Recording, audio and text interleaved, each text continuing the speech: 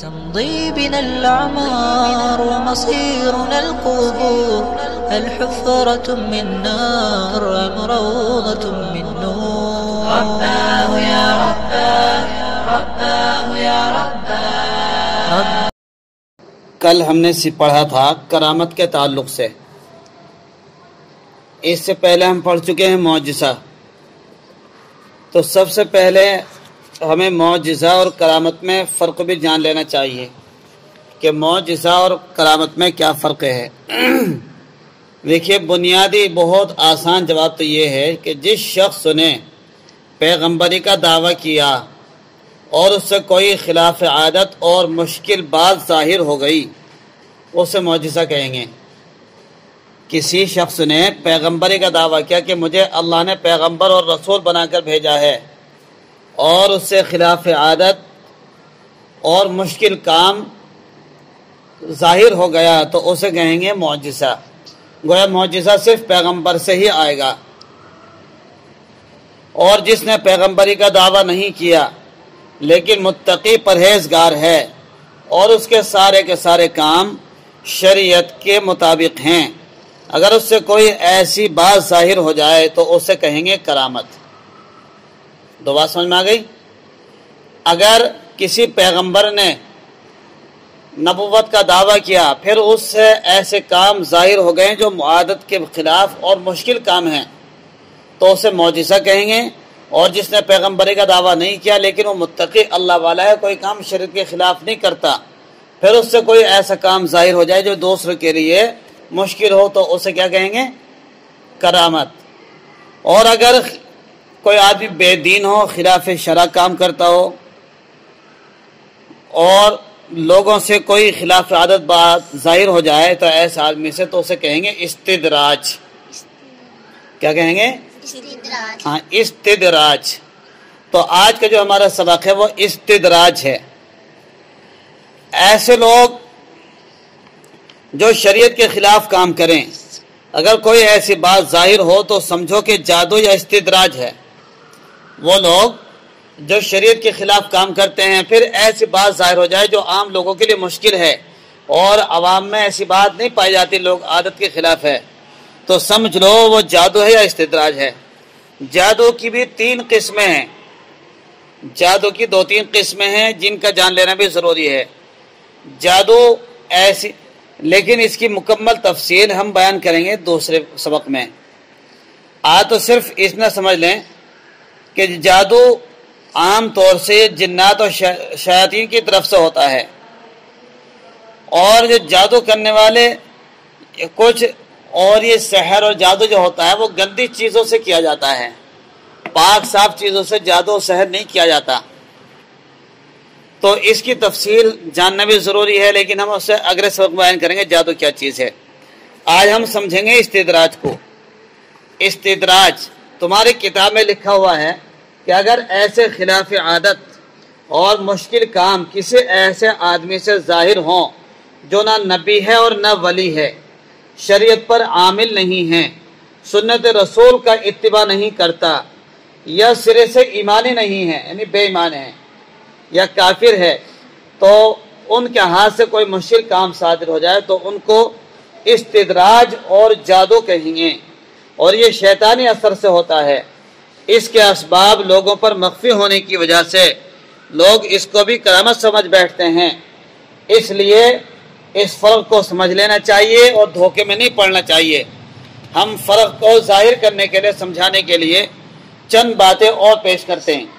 دیکھیں، استدراج وہ علم ہے جو اعراف، یہ اعراف ایک جگہ کا نام ہے جہاں مرنے کے بعد انسان قیام کرتا ہے. یہ اعراف ہے، یہ نہ تو جنت ہے نہ دوزخ کی جگہ ہے، یہ اعراف ہے.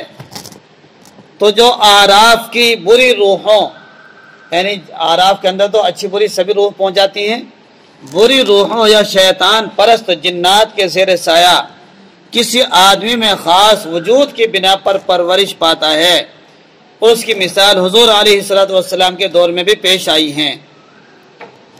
اگر کوئی فعل علم نبوت کے زیر اثر خرق عادت نبی سے صادر ہو تو اس کو معجزہ کہتے ہیں، اور جو کوئی خرق عادت ولی سے صادر ہو تو اس کو کرامت کہتے ہیں، لیکن یہ بھی علم نبوت کے زیر اثر ہوتی ہے۔ معجزہ اور کرامت کا تصرف مستقل ہوتا ہے۔ مستقل سے مراد یہ ہے کہ جب تک صاحب تصرف، جو تصرف کرنے والا ہے، اس چیز کو خود نہ ہٹائے وہ نہیں ہٹے گی۔ لیکن استدراج کے زیر اثر جو کچھ ہوتا ہے وہ مستقل نہیں ہوتا، اور اس کا اثر فضا کے تاثرات بدلنے سے خود بخود ضائع ہو جاتا ہے۔ موسم بدلا، موسم کے لحاظ سے یہ جادو وغیرہ کیا جاتا ہے۔ جیسے دوسرا موسم چینج ہوگا، 3 موسم ہوتے ہیں نا پورے سال میں، سردی گرمی برساتیں، 3 موسم ہوتے ہیں، موسم سرما، موسم گرما اور موسم برسات۔ تو موسم کے بدلنے سے ان کے تاثرات بدل جائیں گے۔ استدراج کے زیر اثر جو کچھ ہوتا ہے اس کو جادو کہتے ہیں۔ استدراج اگر کافر کے ہاتھ پر خلاف عادت کوئی چیز ظاہر ہو تو اس کو استدراج کہیں گے۔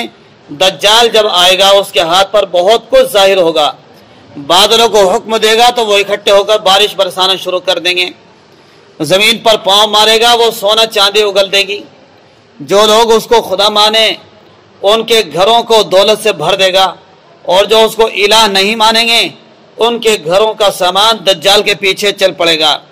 جیسے کسی چیز کو پہیے لگ جاتے ہیں، کوئی شے گھر میں نہیں رہے گی، عجیب امتحان ہوگا، عجیب و غریب چیزیں اس سے صادر ہوگی۔ اسی چیز کا نام استدراج ہے۔ گویا جب دجال کا ظہور ہوگا تو وہ جادو کے ذریعے سے لوگوں کو مسخر کرے گا اپنی طرف۔ ایسے ہی اس لیے دجال کے فتنے سے بچنے کے لیے حدیث پاک کے اندر آتا ہے کہ ہر جمعے کو سورہ کہف پڑھنی چاہیے، یا جو ہر جمعے کی ہر روز سورہ کہف کی پہلی 10 آیتیں اور آخر کی 10 آیتیں پڑھتے رہنا چاہیے۔ حضرت مولانا نور الدین جامع فرماتے ہیں کہ اگر خلاف عادت 1,00,000 افعال بھی ظاہر ہوں، جب تک ان کا ظاہر شریعت کے احکام کے موافق نہ ہو اور باطن طریقت کے آداب کے مطابق نہ ہو تو وہ درست ہے، استدراج ہوگا، ولایت و کرامت نہیں ہوگی۔ بعض حضرات نے استدراج کی تعریف میں ترمیم کی اور یوں فرمایا کہ اگر خلاف عادت امور کوئی شخص پیش کرے تو دیکھیں کہ وہ مسلم ہے یا غیر مسلم۔ اگر مسلم ہے تو اس کو استدراج کہتے ہیں، اس کے ذریعے سے خلاف عادت کوئی کام صادر ہوتا ہے، اور اگر خلاف عادت امور پیش کرنے والا مسلمان ہے اور مدعی نبوت نہیں ہے تو اسے کرامت کہتے ہیں۔ تو گویا کسی کافر کے ہاتھ پر اس کے دعوے کے موافق خلاف عادت کام صادر ہو جائے تو اس کو استدراج کہیں گے۔ جیسے دجال بہت سارے کام کرے گا، تو دجال کے فتنے سے بچنے کے لیے سورہ کہف کی پہلی 10 آیتیں اور آخر کی 10 آیتیں روزانہ پڑھنی چاہیے، اور ہر جمعے کو سورہ کہف پڑھنی چاہیے۔ یہ استدراج ہے جو ایک شیطانی عمل ہے۔ دوسرے الفاظ میں اس کو جادو یا سحر بھی کہہ سکتے ہیں۔ جادو و سحر کیا چیز ہوتی ہے، اس کی کتنی قسمیں ہیں، کس طریقے سے اس کا توڑ ہوگا، انشاءاللہ وہ کل بیان کریں گے۔ ان اللہ وملائکتہ یصلون علی النبی یا ایہا الذین آمنوا صلوا علیہ وسلموا تسلیما۔ اللہم صلی